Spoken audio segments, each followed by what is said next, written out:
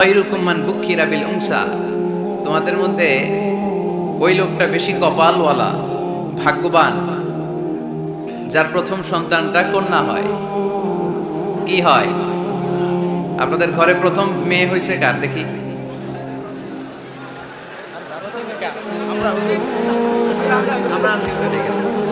মাশাআল্লাহ, হাত নামান, হাত নামান। ছোট বাচ্চারাও তুলছে হাত।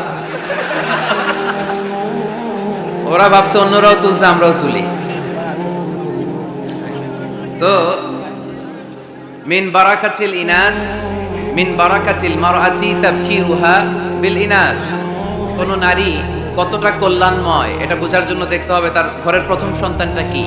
প্রথম সন্তান যদি কন্যা হয়, ওই ঘরে বরকত দেয় কে? কিন্তু আমরা অনেকে কন্যা হলে খুশি হতে চাই না, আছে না নাই? এগুলো জাহেলদের স্বভাব, জাহিলিয়াতের অভ্যেস। ছেলে হইলে অনেক খুশি, এলাকার সবাই মিষ্টি খাওয়ায়। মেয়ে হইলে চেহারাটার বাংলা পাসের মতো এরকম করে ফেলায়, আছে না নাই? না, ছেলে দেয় কে? মেয়ে দেয় কে? আবার ছেলে মেয়ে দুইটাই দেয় কে? আবার অনেককে ছেলেও দেয় না, মেয়েও দেয় না, তিনি কে? এজন্য ছেলে মেয়ে এটা আল্লাহর দান। যাদের সন্তান হয় না তারা জানে এটা কত কষ্ট। অনেকে আমাকে পার্সোনালি বলে, দোয়া চাই হুজুর, 15 বছর বিয়ে করেছি, সন্তান হয় না, দোয়া করবেন। দোয়া করি এদের জন্য, এদের অন্তরে অনেক জ্বালা। একটা মেয়ের জীবনের সবচেয়ে বড় পাওয়া, সে মা ডাক শুনবে। মা হওয়ার তার বড় শখ। এজন্য মায়ের মর্যাদা 3 বার, মা মা মা, তারপর বাবা। মান আহাক্কু বিহুসনি সাহাবাতি ইয়া রাসূলুল্লাহ, হে আল্লাহর রাসূল, সবচেয়ে ভালো আচরণ কার সাথে করব? তোমার মায়ের সাথে। তারপর মায়ের সাথে, তারপর তারপর বাবার সাথে। তার মানে ইসলাম মাকে দিয়েছে গোল্ড মেডেল। কি মেডেল? তারপর মাকে দিয়েছে সিলভারের মেডেল, ঠিক কিনা? এরপর ইসলাম মাকে দিয়েছে ব্রোঞ্জ মেডেল, আর বাবাকে দিয়েছে সান্ত্বনা পুরস্কার। 3 বার যদি মা হয়, মানে মা মা মা, তারপরে বাবা। তাহলে ইসলাম মাকে কি মেডেল দিল? গোল্ড মেডেল, স্বর্ণ পদক। তারপর মাকে দিল রৌপ্য পদক। তারপর মাকে দিল ব্রোঞ্জ পদক। বাবাকে দিল সান্ত্বনা পুরস্কার, একটা কলম। তারপর আমরা খুশি। কি বলেন? ওগো মা তুমি এই ধরনের শ্রেষ্ঠ নেয়ামত, তোমারই পদ তলে রয়েছে জান্নাত। ওগো মা তুমি এই ধরনের শ্রেষ্ঠ নেয়ামত, তোমারই পদ তলে রয়েছে জান্নাত, ঠিক কিনা? এই পৃথিবীটারে যদি 500 বার বিক্রি করেন, যে টাকা পাবেন ওই টাকা দিয়ে জান্নাতের একটা চেয়ার কিনা যাবে? এই গোটা দুনিয়াটাকে যদি 10,000 বার বিক্রি করেন, যে প্রফিট পাওয়া যাবে ওই প্রফিটটা দিয়ে জান্নাতের একটা চেয়ার পাওয়া যাবে?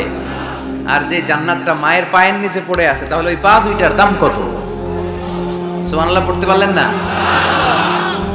কেন মায়ের মর্যাদা বেশি? কারণ হামালাতহু উম্মুহু, বাবা পেটে ধরেনি, পেটে ধরেছে কে? ওয়াহানান আলা ওয়াহান, বোঝা, পেইন, ডেলিভারি পেইন, যন্ত্রণা বাবা সহ্য করেনি, করেছে কে? ওয়া ফিসালুহু ফি আমাইন, 2 বছর বাবা দুধ খাওয়ায়নি, দুধ খাওয়ালো কে? বিষ্ণু বললেন লাউ কাতা'তা জিলদাক, জিলদুন মানে হচ্ছে স্কিন।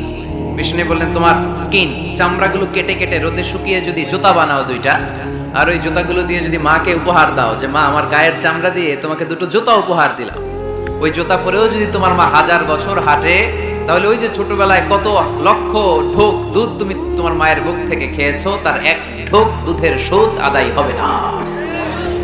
মা মা মা, তারপরে বাবা। একটা কন্যা যখন আসে পৃথিবীতে, ইসলাম বলে ওই ঘরটা বরকতময়।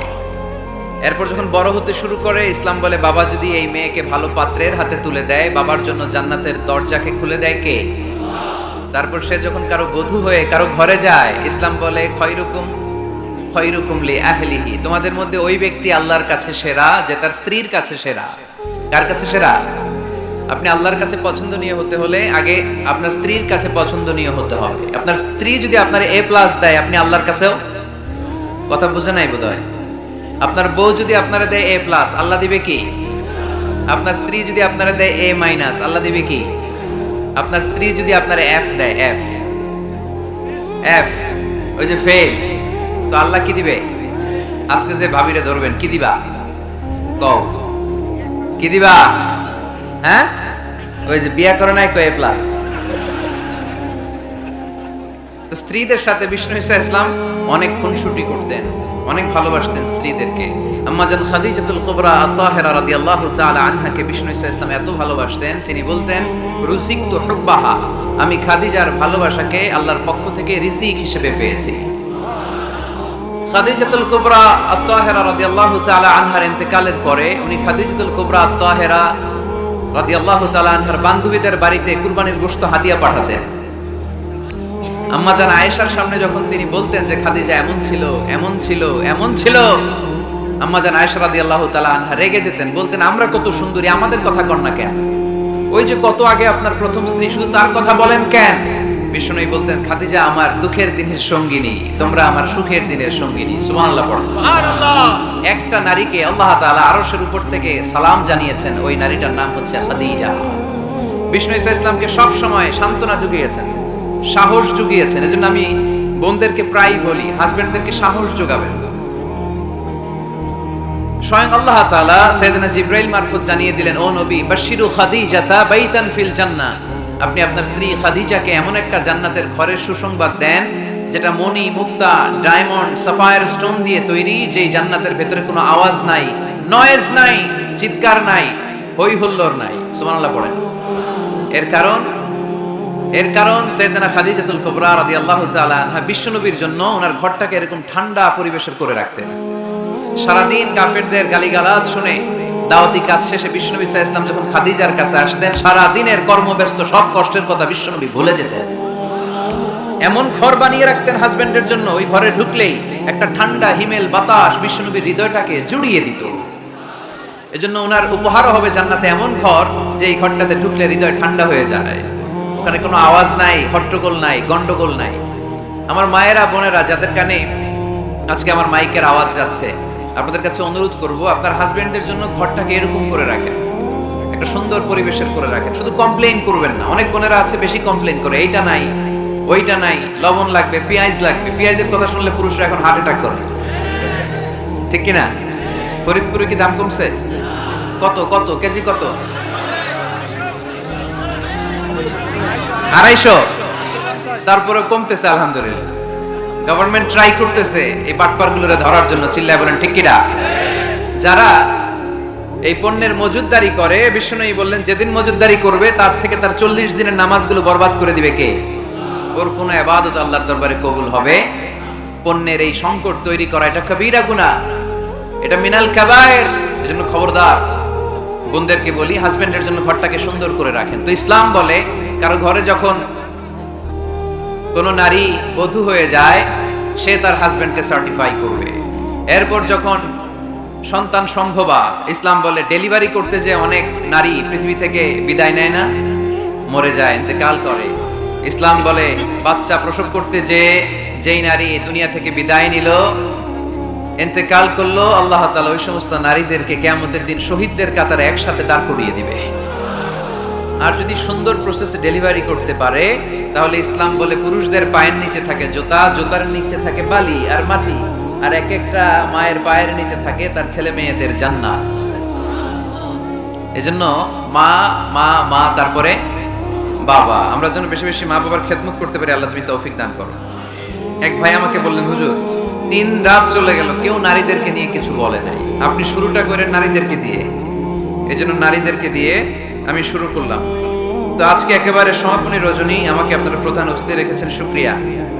তারপর প্রধান বক্তা হচ্ছেন বিশিষ্ট ইসলামী চিন্তাবিদ হযরত মাওলানা মোল্লা আব্দুর রহমান সাহেব, খতিব, আলফাডাঙ্গা থানা, জামে মসজিদ, ফরিদপুর। আমি শুনছিলাম চমৎকার আলোচনা করেছে, মাশাআল্লাহ। আল্লাহ ওনার ইলমে আরো তারাক্কি দান করুন, আমরা পড়ি আমিন। গতকাল আব্দুল্লাহ আলামিন ভাই এসেছিলেন। আলামিন ভাই চমৎকার আলোচনা করেন। যদি কেউ চেহারা না দেখে অডিও রেকর্ড শুনে, তাহলে বুঝবে আল্লামা সাঈদী আলোচনা করছে, তাই না? কণ্ঠের মধ্যে ওই মধুটা পাওয়া যায়, ওই সুরটা পাওয়া যায়। আলামিন ভাই গত কয়েক মাস আগে মালয়েশিয়াতে এসেছিলেন, আমার সাথে দেখা হয়েছে। আমরা আলামিন ভাইয়ের জন্য দোয়া করি, আল্লাহ আমাদের প্রিয় আব্দুল্লাহ আলামিন ভাইয়ের ইলমে তুমি তারাক্কি দান করো, আরো বেশি বেশি কোরআনের কথাগুলো সুচারুরূপে মানুষের কাছে পৌঁছে দেওয়ার তৌফিক দান করো। কথা বলেছেন আজকে হাফেজ মাওলানা রকিবুল ইসলাম সাহেব, শিক্ষক, বোয়ালমারি আইডিয়াল ক্যাডেট মাদ্রাসা। তারপর আমাদের চুয়াডাঙ্গার কৃতি সন্তান মাহফুজ ভাই, হুসাইন আহমদ মাহফুজ ভাইও কথা বলেছিলেন। কথা আসলে বলার সুযোগ পায় নাই খুব একটা, ওই কালেকশনে চলে গেছে। কালেকশন কি মাদ্রাসার জন্য না? বাজরা শামসুল উলুম হাফিজিয়া মাদ্রাসা, এটা কোন দিকে? পাশেই। আলহামদুলিল্লাহ। আজকের প্রোগ্রামের সভাপতি হচ্ছেন advocate professor Syed answer Ali ভাই। অনেক দিন ধরে যোগাযোগ করে আজকের এই প্রোগ্রামের অ্যারেঞ্জ করেছে। আমরা প্রোগ্রামের পক্ষ থেকে আনসার আলী ভাইকে আন্তরিক শুভেচ্ছা জানাই। উপস্থিত আছে আপনাদের আলফাডাঙ্গা থানার সম্মানিত ওসি মহোদয়, আমার সাথেই ছিলেন, আমাকে নিয়ে আসছেন ওনার পুলিশ প্রোটোকল দিয়ে। আমরা ওসি মহোদয়কে এই প্রোগ্রামের পক্ষ থেকে আন্তরিক শুভেচ্ছা এবং মোবারকবাদ জানাচ্ছি। আইম্মাতুল মাসাজিদরা এসেছেন, বিভিন্ন মসজিদের ইমাম সাহেবেরা, খতিব সাহেবেরা, মুয়াজ্জিন সাহেবেরা, আলিয়া মাদ্রাসার শিক্ষক, কামি মাদ্রাসার সম্মানিত শিক্ষকবৃন্দ, সরকারি চাকরিজীবী, প্রাইভেট চাকরিজীবী, ব্যক্তিগত ব্যবসা করছেন এরকম অনেকে এসেছেন, অনেক ছাত্র ভাইরা এসেছে, অনেক ইয়াং ছেলেপেলেরা এসেছে। আলহামদুলিল্লাহ। আমি ইয়াংদেরকে খুব পছন্দ করি আর ইয়াংদেরকে অ্যাড্রেস করে কথা বলি। ইয়াংরা হচ্ছে আগামীর বাংলাদেশ, ঠিক কিনা? তোমাদের অনেক দায়িত্ব, অনেক কিছু করতে হবে তোমাকে। তোমাদের দিকে তাকিয়ে আছে বাংলাদেশ, তুমিই বাংলাদেশ, তোমাকেই খুঁজছে বাংলাদেশ, ঠিক কিনা? এজন্য নিজেকে প্রতিষ্ঠিত করার জন্য প্রতিযোগিতা করতে হবে। কি করতে হবে? প্রতিযোগিতাতে নামতে হবে। ভালো কাজের প্রতিযোগিতা। ইয়াংরা করবে কি কাজের প্রতিযোগিতা? তাআওয়ানু আলাল বিররি ওয়াত তাকওয়া ওয়ালা তাআওয়ানু আলাল ইসমি ওয়াল উদওয়ান। ভালো কাজের প্রতিযোগিতা করো, কল্যাণমূলক কাজের প্রতিযোগিতা করো। ফাস্তাবিকুল খায়রাত। জনকল্যাণমূলক কাজের প্রতিযোগিতা করতে আল্লাহ তাআলা আমাদেরকে আহ্বান করেছেন। কিন্তু আমরাও প্রতিযোগিতা করি এগুলার না, দুনিয়া কামানোর প্রতিযোগিতা, ঠিক কিনা? কে হবে মাসুদ রানা, ওইটার প্রতিযোগিতা আছে না নাই? ফরিদপুরে ঢুকে নাই বোধহয় এগুলা। কিছুদিন আগে শুনলাম যে প্রতিযোগিতায় নামতেছে ইয়াং ছেলেরা, কি হইতে চায়? হ্যাঁ, মাসুদ রানা। এরপরে বোনেরাও কম না, ওনারা নামে বিশ্ব সুন্দরীর প্রতিযোগিতায়। এরপর এখন ছোট ছোট বাচ্চারাও নেমে যায় খুদে গানরাস, আছে না নাই? না, ফাস্তাবিকুল খায়রাত, আমরা ভালো কাজের প্রতিযোগিতা করি। সো তোমাদের উপর পুরো বাংলাদেশ তাকিয়ে আছে। আমাদের অনেক পপুলেশন, হিউজ পপুলেশন। এই জনসংখ্যাকে যদি আমরা জনশক্তিতে রূপান্তরিত করতে পারি, তাহলে আগামীর বাংলাদেশ হবে উজ্জ্বল বাংলাদেশ, ডিজিটাল বাংলাদেশ, ঠিক কিনা? আল্লাহ আমার এই 56,000 বর্গমাইলের বাংলাদেশকে তুমি কবুল করে নাও। সম্মানিত সুধী, আমি আর অতিরিক্ত কথা না বাড়িয়ে সরাসরি মহাবিশ্বের মহাবিশ্বয় মহাগ্রন্থ আল কোরআন আল কারীমের তাফসীরের দিকে চলে যাচ্ছি। আমি আপনাদের খেদমতে সূরাতু আল ইনশিরাহ থেকে তেলাওয়াত করেছি। এই সূরা থেকে কিছু কথা আজকের এই চমৎকার সন্ধ্যায়, চমৎকার রজনীতে আপনাদের সামনে পেশ করব। আমরা পড়ি ইনশাআল্লাহ। এখন আপনারা যেরকম চুপচাপ নিরিবিলি শেষ পর্যন্ত এরকম থাকবেন। আমার ঘড়িতে এখন বাজে 10টা বেজে 15 মিনিট। কটা পর্যন্ত থাকবেন? সারা রাত আপনারা থাকেন, আমার একটু যাওয়ার ব্যবস্থা করে দিয়ে এদিক দিয়ে।